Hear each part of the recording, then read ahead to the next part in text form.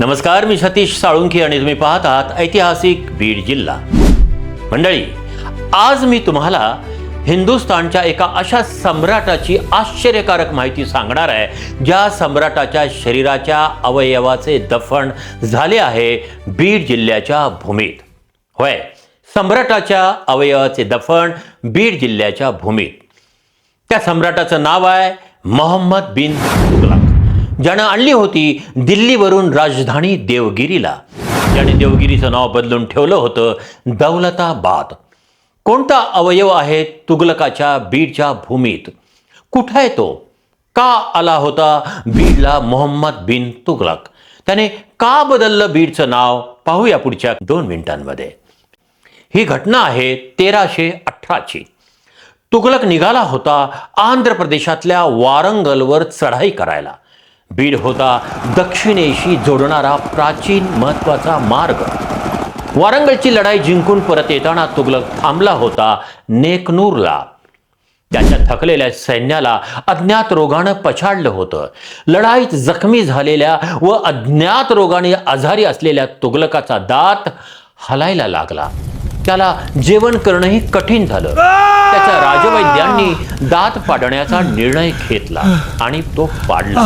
पण हा दात होता हिंदुस्थानच्या सम्राटाचा, मोहम्मद बिन तुगलकाचा.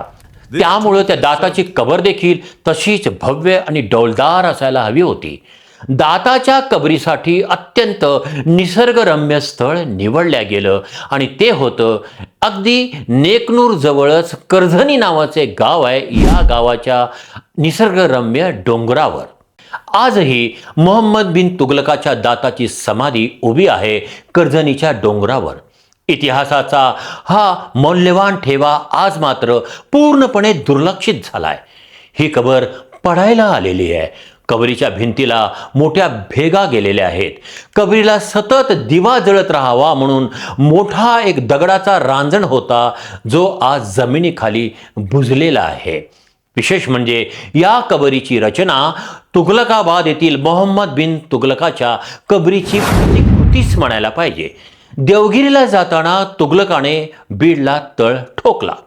त्याचा बीडचा जहागीरदार होता जुना खान. त्याने जुना खानला बीडच्या बद्दल आणि बीडच्या वैशिष्ट्यांबद्दल विचारलं तेव्हा जुना खाननं सांगितलं की बीडला प्रचंड पाण्याचा साठा आहे. त्यामुळं तुगलकानं बीडचं नाव बदललं आणि बीडचं नाव ठेवलं भीर.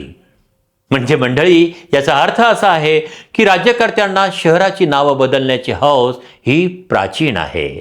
नमस्कार, मी सतीश साळुंखे आणि तुम्ही पाहत होता ऐतिहासिक बीड जिल्हा.